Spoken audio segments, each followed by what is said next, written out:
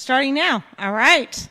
Welcome, everyone. We are doing our best to work through our technical difficulties. We are an art gallery, not a tech support place, so please bear with us. We are delighted to have you joining us this evening. We have Lisa Grossman, Nancy Teague, and Sue Godwin here to talk about their fabulous paintings. We'll start with Lisa in just a minute once we make sure everything is good to go.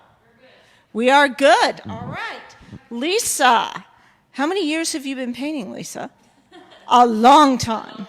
A long time. All right. Associated with this gallery over 20 years. Over 20 years. Okay.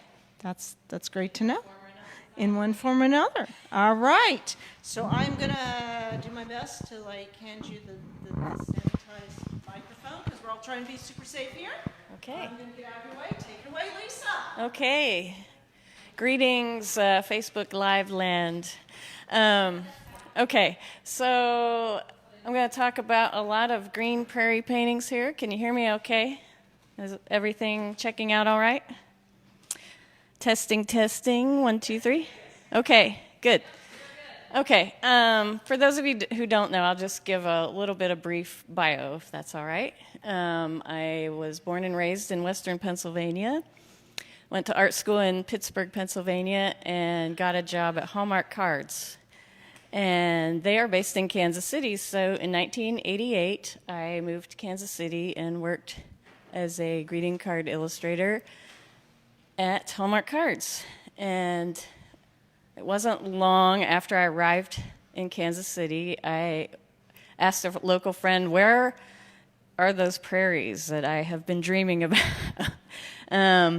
Where are those wide open spaces? Because there certainly weren't any around Kansas City. And a friend said, oh, you need to get out to the Flint Hills. And I didn't have a car. And eventually I made my way out to here, to K-State, with a friend for a game that I was not interested in the least, sorry. But when we got to the Flint Hills, I just immediately fell in love. And I was such a geek. I was taking photos out through the windshield, and it just felt like home to me. I'm like, this is it. This is what I was talking about, the open prairie. So I still get that excited about the prairie, and it's, what's that, like 30 years or so. And so half of the work that I do is based in the Flint Hills here, open prairie spaces, and the other half is river work, aerial views of the Kansas River. I have one of those here we probably won't see tonight, but we'll focus on the prairies, and in particular the summer prairie for this show. I was fortunate to have, can you see these? Okay. I was fortunate to have the opportunity, in staying home a lot this year, summer, sticking close to home. Luckily, the prairie is only a little over an hour from my home in Lawrence, and so I spent a great deal of time painting in the prairie this summer, May a couple times, August. So what you've got here are a lot of green summer prairies. All of these were painted on location. The fancy French term is en plein air, which means in the open air. So these were all done on site pretty much. Some of the larger ones I have to finish up a little bit in the studio, but for the most part, for me, the exciting thing is being there in the prairie and taking in all the energy of that particular place, that particular moment, that time of day, the season, and directing all that energy into the painting. And hopefully, I consider a successful painting one that feels fresh and alive and spontaneous, and I love juicy paint. And so I don't know how much detail you can see here, but am I out of it here? But one thing that I love about the Flint Hills are these long, flat-topped ridges that even more than flatter places around the country, around the world, give you that sense of immense space and distance and that atmospheric perspective, which means that things turn blue as you go into the distance. And so the unique geology, topography here leads your eye, I think, down into these valleys and across the prairies, and especially even like a day like today when you have the big white clouds coming over to throwing those big shadows, and on windy days when the shadows are just racing across the prairie, it's just gorgeous. So that's what I was trying to capture with these, the shadows rolling over the green prairies. I guess we could kind of move around here a little bit. This was one morning. I usually don't paint in the morning. I'm usually more of a late afternoon, evening painter. But because I was already out in the Flint Hills and got up early, there was this big storm that rolled through, and as it was clearing out, that's what it looked like as the storm was passing over Wabunsee County. Storms moving east, and these gorgeous little white clouds were all that was left, and that dark blue of the storm moving away then, and the super green prairie. It was just gorgeous. So very spontaneous, on location. Are we moving this way? Okay. Don't want to back into anything here.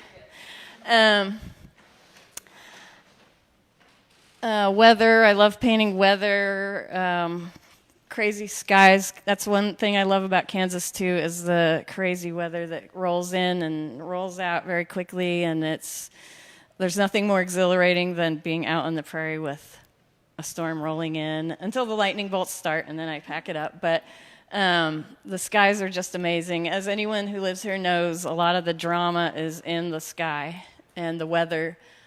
So here's a bit of a stormy day. All of these were kind of summer storms rolling in and out, and then the sun comes out and you have these shadows and patches of sun that just race across the prairie. It's incredible.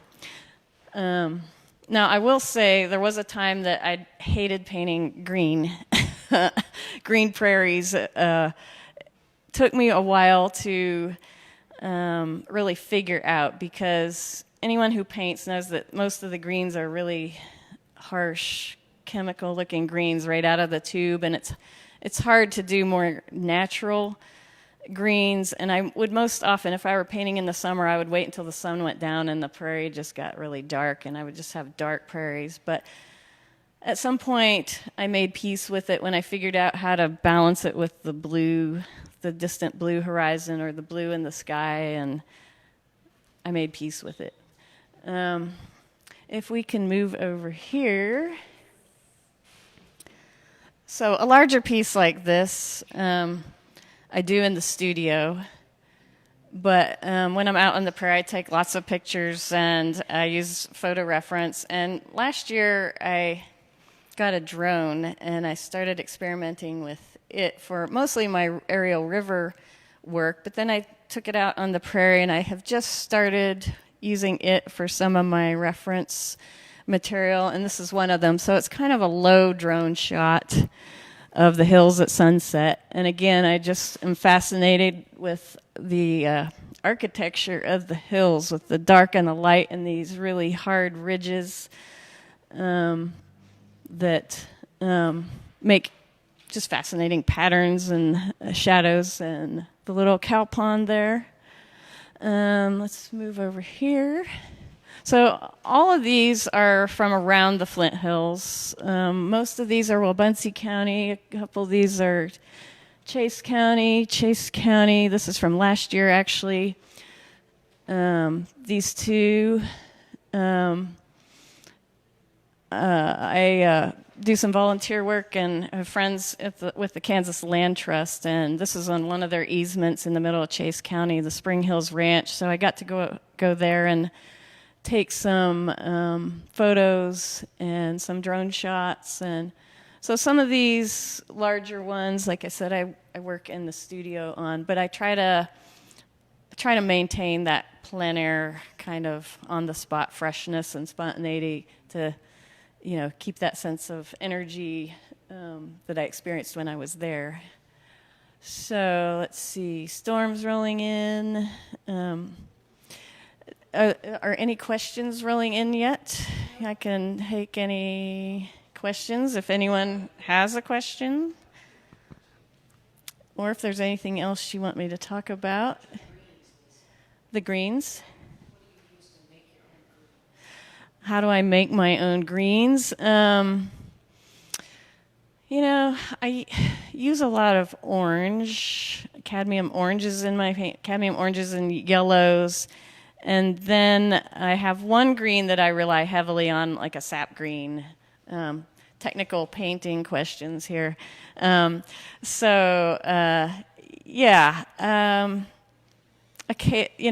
like the alizarin or I don't even know the names of them. The really harsh, like Viridian greens, those kind of things are super harsh. So those get diluted way down with like oranges and yellows and rust reds, earth reds, and that to kind of, you'll see that none of these are just like green, green, green. If you look closely, there's a lot of red. Red as a complementary color and the rust reds, earth reds underneath. Because that's there in nature too, in the hills and the grasses, but that really helps kind of balance out, temper all that green, along with the blues. So, We do have a few questions, all right? Yes, and they're asking if it's oil paint. It's oil. It is oil, and maybe you can talk a little bit about why you use oil as opposed to acrylic. Okay. Why do I use oil as opposed to acrylic? When I was a kid, I used acrylic a lot, and I used that a lot at Hallmark because it's water-based and it dries fast. And actually, all of these have an acrylic wash underneath them to tint the canvas. And I use acrylic to actually, on the larger pieces, like the one we saw over there, to block in the composition, the shapes. So when that dries, it stays there. It doesn't go anywhere. And so when I switch to oil, then I can feel freer to move the oil paint around, and that's the bones of the composition are still underneath. And if I get lost, if I go too far with something, I can always wipe it off and see where that structure is again. So I do use acrylic underneath these, but for me, the fluidity of oil paint there's nothing like it, especially, making those juicy lines of the ridges of the hills. I love paint and I love moving it around. Even it seems like an absurd thing to do if you think about it too much. So moving color around on a canvas, or some of these are panel, like this is a wood panel canvas. I go back and forth with the canvas and the wood. So yes, and oil is forgiving too. You can wipe it off if you don't like what you did. You can always start again and fix it up to a certain point. So, any other questions? And so someone asked, do you use a limited palette? Or and I think I know what they mean by that. Do I use a limited palette? Looking at these, you would say it's pretty limited because this is a summer series of work. It's really green and blue. If you look at my other work, like my prairie work, it's all very dark, like black and there's lots of orange, and it's almost opposite of this. So the subject dictates the palette, but I would say that the actual paint colors I use on my palette haven't really changed a lot over the years. I would say it's pretty basic. I mean, it's white. It's like a warm and a cool yellow, an orange or two, a red, a bright red, and an alizarin, a dark red, a green, 3 or 4 different blues, and it's a rust red. That's about it. And I don't use black. I have a follow-up question. Yes, I mix. Do you pre-mix your paints before you go out? No. No. Sorry. Do I pre-mix paint before I go out? No. I just have my field box and my gear bag, and I just lay out all the color on the palette and just start going to work. And, it's like doing it for 20 some 30 years, a lot of it does become intuitive, but you don't want to get in a rut with the same colors and the same, so a lot of it that becomes routine is good because I don't have to think too long about materials or whatever. I can just immediately get to work, but there's also the danger of repeating yourself. So my goal for my work is to always be discovering something new, even if it's just one tiny, like, oh, I've never put that color next to that color anywhere. It can be very small, but as long as there's that feeling of discovery and excitement in each piece, I think that shows whether it was an exciting experience. And so, yeah. Any other questions? One question? Do you have a favorite season on the prairie to paint? October. That's not a season, is it? Do I have a favorite season? Sorry about that. Favorite season, yes, fall. October is, there's glorious, color and temperatures in the fall. But summer has always been my least favorite season on the prairie because it's just so blooming hot here usually, and the days are so long, it's exhausting, and like by the time I get to paint, it's like 9, and at night it's So anyway, I like the shorter, cooler, the color of the pink orange prairie in fall and winter. I paint in the winter and in the early spring. So one more question and we'll wrap it up. Are you painting those on site or from memory or photos? These am I painting these from sight, memory, or from photos? On site. Sorry. All of the above. Most of these I started on location in the prairie. The larger ones I end up taking back to the studio and usually just simplifying a little bit, clarifying some things or simplifying. And I always take photos when I'm out, just sort of as memory joggers when I get back. So it's on site, memory, photo reference, studio, all of the above. Okay, I think my time is up. Thank you so much, Alan and Kevin and Amy and Mary and everyone here. Thank you. Thank you. Signing off. Signing off, thank you, Lisa. Always lovely to have you here. We're always thrilled to have new works from Lisa. I guess I should talk in the mic. Okay.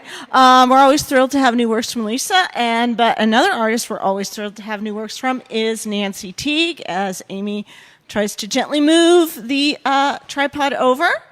And wow, what a change from Lisa.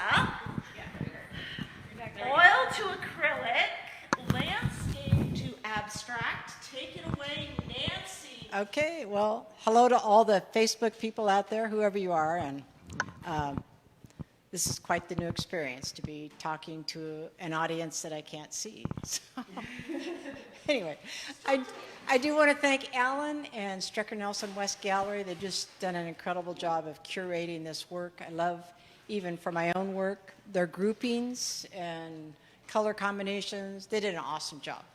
So I want to give a big thanks there. In terms of my doing abstracts, I've had an interesting journey in that I used to do realism, very representational.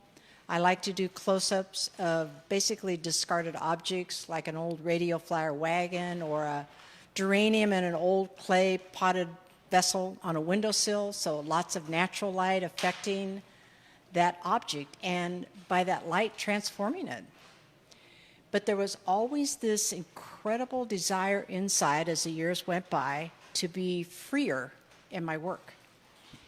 And I happened to think of a dream just the other day. I was talking to my husband about it, so this was probably 15, 20 years ago. And in the dream, I see a painting on a wall that I had done. It was vertical, and it was basically of kidney-shaped objects all over the painting, different colors, and it's like, and I knew I had done that, but it's like, why would I paint kidney beans. That makes no sense to me. And then the next thing in the dream, I'm on the floor and I'm like in a fetal position and I'm spinning on the floor. It's like, to this day, I'm not quite sure what that was all about. But now I look back on that, and it's like knowing that, particularly in the Old Testament, they use the word kidney as being the innermost part of our being, the deep part. And so it was like the Lord was taking me to this place. Little did I know, way back then, 15, 20 years ago, that I am going to do something in the deep part of you that's going to set you free inside so you can express it outside. So that's what happened. And in 2013, April of 2013, stuff was going on in me that I had never encountered before in my relationship with God. And it was like, I have to shift. It's like a pendulum. I'm on this side, and I'm going to go over here. But I have no idea how to do that. But I can't tell you the incredible fun and the joy that I experienced. I still have one of my first paintings. I remember going to bed that night, laying in bed thinking, it was just a small painting. I look at it and I was like, well, it wasn't too much to that one. But I go to bed that night and I'm going, nobody should have this much fun. It's like, what is that? So here I am, 2020, and most of this work is fairly current. Obviously, I've gotten even more free in my strokes. For those of you that might kind of wonder, well, what do you paint with? I use kitchen spatulas, of all things. I don't like palette knives. They're too noisy on the canvas. So for some reason, I found the ideal spatulas for me and cake spreaders to do larger areas. So, for example, talking about color, I know I asked Lisa about her greens. I love phthalo blue. Now, that is a strong color, but there's something about that that has a depth to it. And this particular one right here has got the phthalo blue, and when you scrape it away, you reveal, like, it almost becomes transparent. And yet you can get really deep with it. Usually on my paintings, I start with a mixture of a dark color. I call it my black. And I use phthalo blue, I use naphtha red, I use cadmium red medium. I get this mix going. And so you'll notice, like even up in here, I've got that dark thing going. And for me personally, it's a beginning of there's a scripture that says deep unto deep. And so it takes me to this deep place, and then I begin to move out from that while it's still wet, and I will add other colors that even that color that I added changes because of the dark. So that's, I don't know, just to give you a little feel on how do I even get going on a painting, because I have no idea what it's going to look like.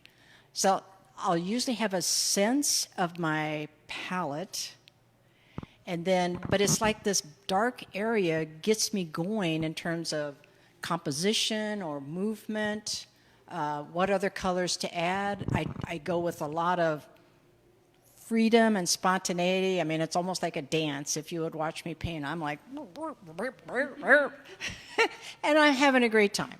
So it's almost like I've moved from this place of knowing exactly what I'm going to do to this place of, I have no idea what's going to happen. And a lot of times I surprise myself. I'll look at a painting and go, look at that thing right. How did I do that? And that's part of what makes it fun. This one in particular is, I actually reworked this painting, and I decided, you know what, that composition is really bad. This is not good here. That's not good there. And so I just started to work over it. And sometimes what you can do with acrylic painting, which is what I use, you can take rubbing alcohol, and if you wet an area with acrylic paint on it, or even if your brushes get dry with acrylic paint in them, you can soak them in rubbing alcohol, and that acrylic paint will come right out. So I will do that on some areas of a canvas. I'll just pour some rubbing alcohol on it, lay it on a table, let it set for a couple minutes, and then I can remove some of that acrylic paint and go back in it with something else. This one has a lot of mark making on it. I'll use Liquitex marking pens to add some movement and freeform lines. I'm left-handed, and so I'm just going away with that. And you can see some of that on this painting. I don't know if you can get close up with that, but anyway, that's good enough. So, I don't know if they're this one's very playful to me, and there's a lot of movement, and the name of this painting is called Surprising Opportunities. And I think that's part of life, just experiencing things like we had no idea that was going to happen, and it opens up a whole new realm in our life, on our journey here. So, I don't know if there's any questions out there, but... No questions, okay. No questions. So I have a question. Okay, Alan. Because when I first met you, Nancy, you were putting this red ground Yes, I was. on your canvases. Are you still doing that? Yeah. You know, I've moved from that. Oh, okay. I better repeat the question. Sorry. Yes, sorry. Yeah. So, Alan asked me, when I initially did my abstracts, I would paint a red ground on the canvas. So it had this red background. There's some little ones over here that do have that red background. And so you would see that on the edges of the canvas, or when I would cut into the paint, it would expose that red, which adds some intrigue to it. And at some point, I think I heard it from another artist, how she would put a white, titanium white ground on her canvas, and it would make the colors pop more. So I decided, I'm going to try that. So I take titanium white, I add a airbrush, I think it's Liquitex, Golden also makes it. It's a product that thins down the acrylic paint, because you don't want to just thin down acrylic paint with water, because it loosens all the little chemicals or the little molecules that are in the paint, and it comes off too easy. It weakens it.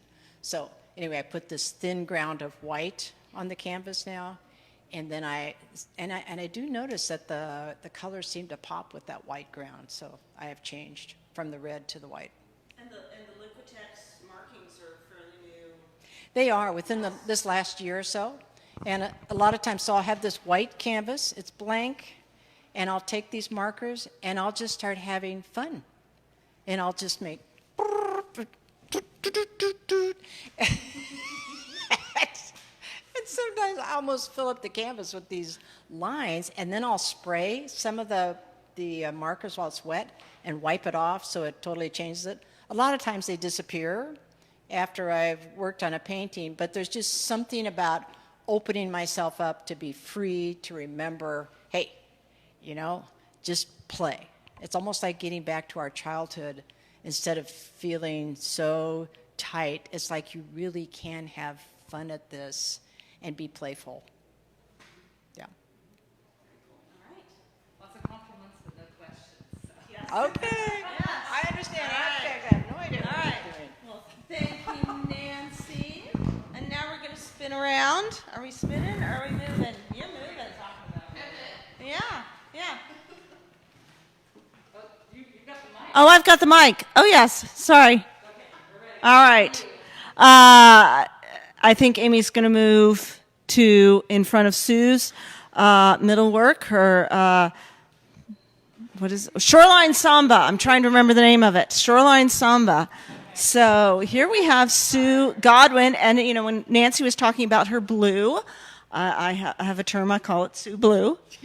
Yeah, that's kind of become a thing. That's kind of become a thing, the Sue Blue. All right. Sue Godwin, McPherson, Kansas, we're handing it over to talk about her Cloud series. Thank you. Yeah, I am typically a landscape artist, but I've always been fascinated with clouds.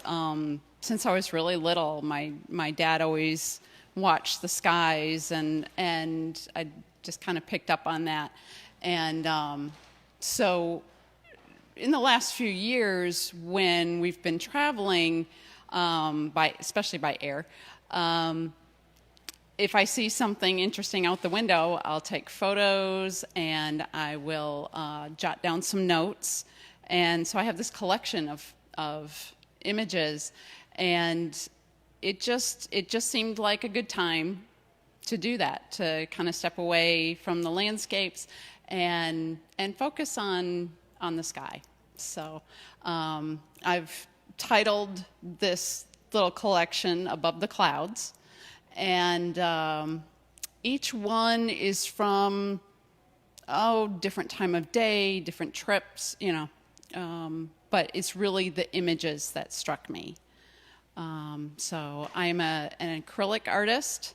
Kind of came by that simply from the fact that my mom, when I was in middle school, she was taking college classes. She was a lifelong learner about art and different styles and mediums. And she was doing acrylic. So did I. And my high school art teacher, Al Masig. Hey, Al, I know you're there. Hi, Sue. Fine series here tonight. Oh, thanks, Al. He was wonderful because we were allowed to just kind of explore and do pretty much whatever medium. I mean, he would give an assignment, but we could do our own take on it. And so between my mom and Al, I had a lot of encouragement and really struck with the acrylic paint, partly because my studio's in our home, so no fumes, and I like the feel of it. I'm impressed by oil painters like Lisa Grossman. To me, oil paint is so slick, I wouldn't know what to do with it. But I enjoy acrylics, and I feel like I can get a lot of different colors and textures, and it's really enjoyable. I do an undertone typically. A lot of times in skies, it'll be a pale yellow undertone, because as my mom always said, grass isn't just green, sky isn't just blue. If you look along the horizon, a lot of times you'll see that yellow tone. And it was like that even on this morning flight where we were flying really early out of Knoxville, and it was a really heavy cloud deck, so it was dark. Didn't see the sunrise until we got up through the clouds, and there it was. And I don't know that you can really tell, but there are a lot of layers, thin layers. I tend to use thin layers using Liquitex gel medium that gives a translucency, and the Liquitex liquid that Nancy was talking about is airbrush medium. And yes, I use it as well because it keeps the adhesion of the paint in the thin layers that water will not allow. So anyway, there's probably at least anywhere from 5 to 8, 10 layers of color that are throughout the painting. Let's see, moving on. Shall we move on? So this lovely little one, I was just struck by being above the clouds, and yet there were clouds above the clouds. It's titled Transition for a couple reasons. First off, the clouds, the cumulus clouds are on the lower deck, but then it transitions upward to the cirrocumulus. And I just really was fascinated to see clouds above clouds. And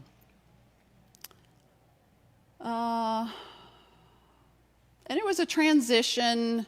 I had actually, as far as order of how these were painted, this above the sunrise was first, and then the samba was next. And then I dropped down to this little one. So it was a kind of a harsh transition, but it was a transition nonetheless.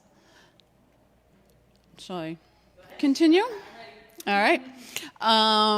We've arrived at Summer Samba, which is the largest canvas I've done at 36 by 48.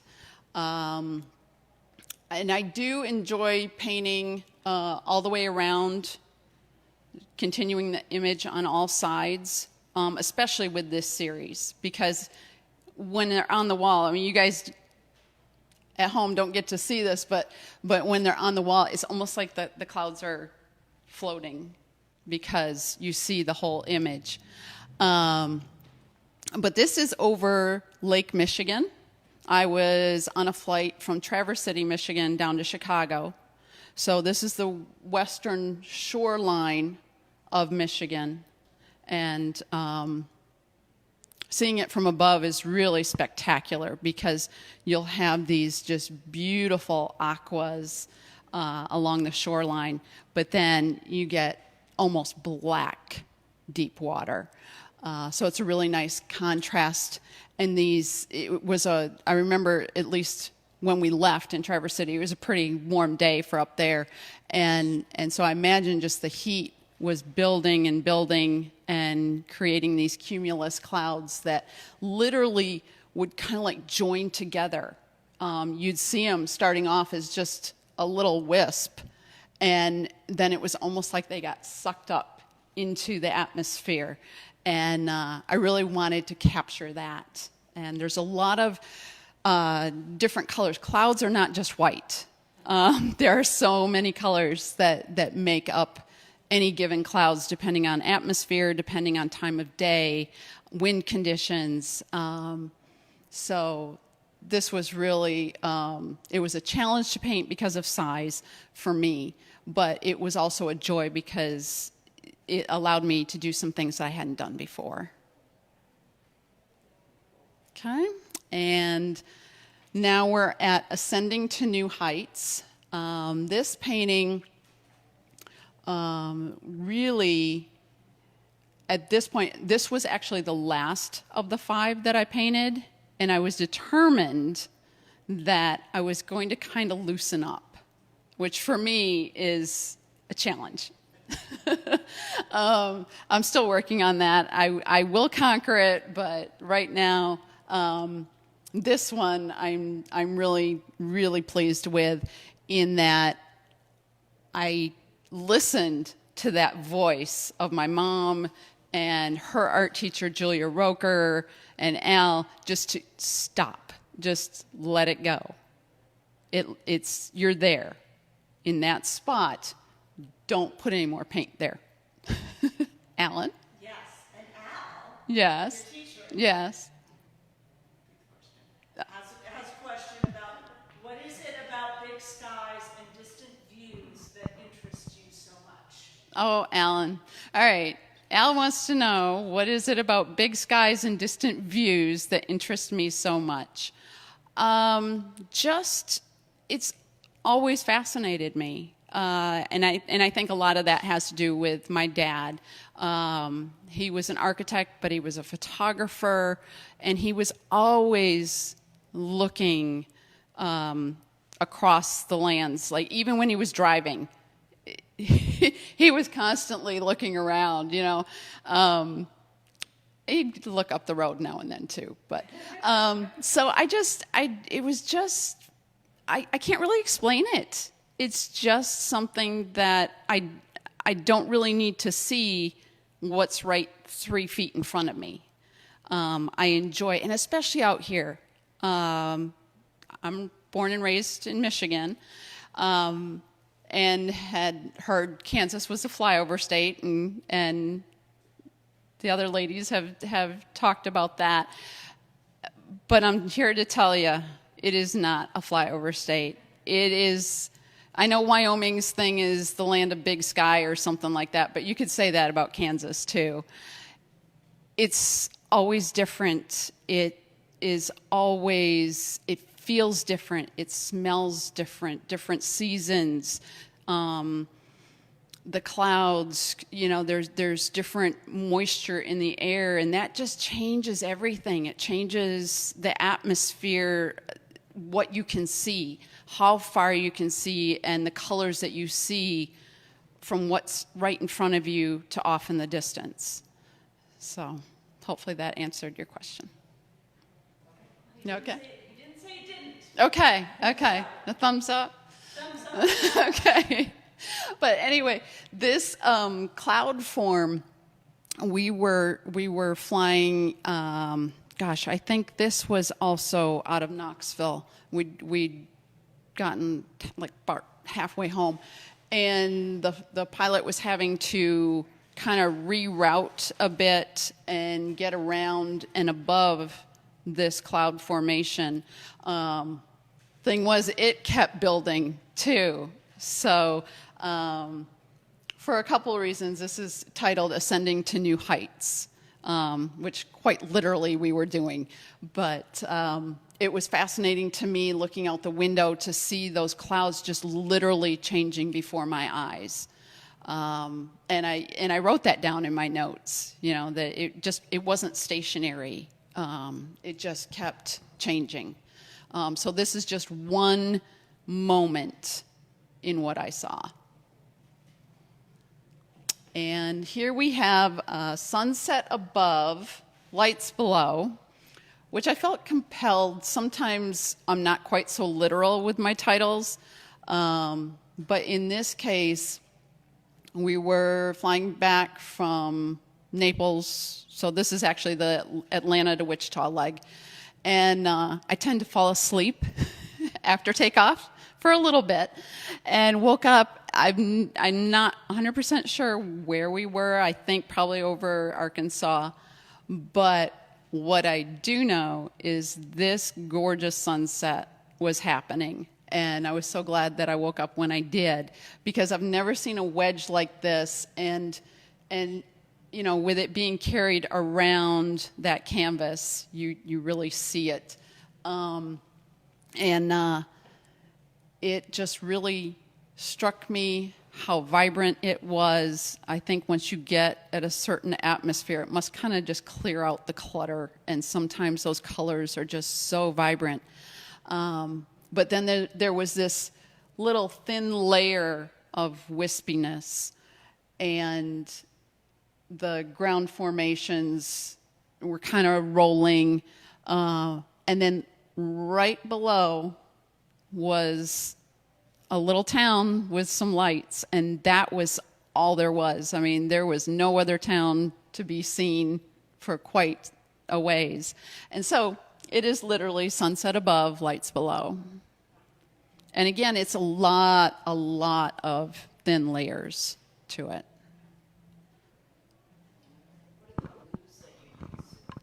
The blues that I use Prussian a lot.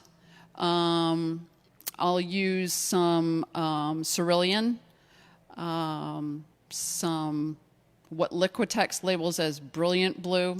There must be, their own little thing. But I use Liquitex pretty much exclusively, the heavy body Liquitex, because I can always thin it with the airbrush medium. To me, it's harder to try to make it thicker. And I like their pigment load.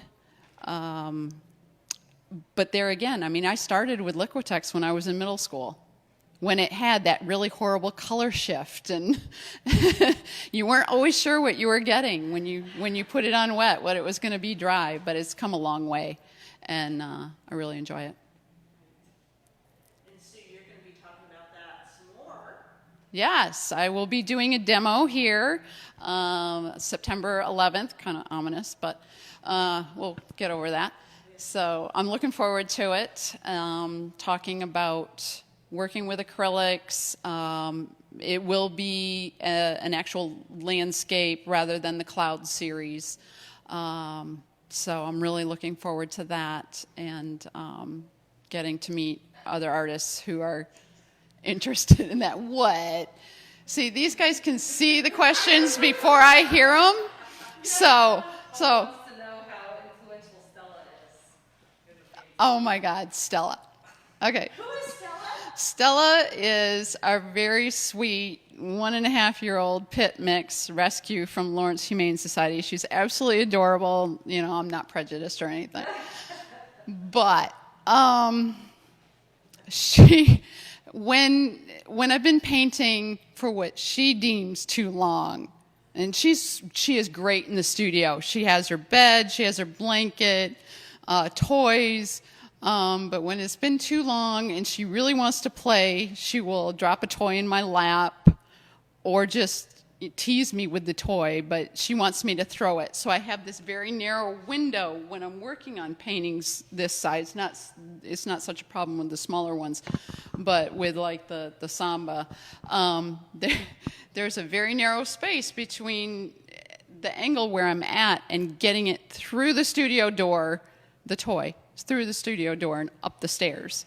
And she wants me to throw her toy. Or if she is tired of being in the studio and she's over playing Chase the Toys, she will literally jump up, paws up on my lap, like, okay, let's go. We need a walk. And usually she's right. She can kind of tell that, you know, I've been at the canvas a while and I need to take a break. So, yeah. Yes, and we've had several dogs, and they've all been a part of the studio, all each in their own way. So, No more questions. all right. Well, thank you, Strecker Nelson Wells. Thank you, Alan and Amy and Kevin and Mary. Really appreciate it. Thank you, Lisa and Nancy, for being here, and it's always good to have these wonderful pieces. We're also blessed to get to look at these every day, and just a reminder, you can take these all home. So please check us out on the website, snwgallery.com. And we have these works and many more from these artists and from many others. So, yeah, I'm sorry? And upcoming events, we have a demonstration by Kim Taggart, graphite artist.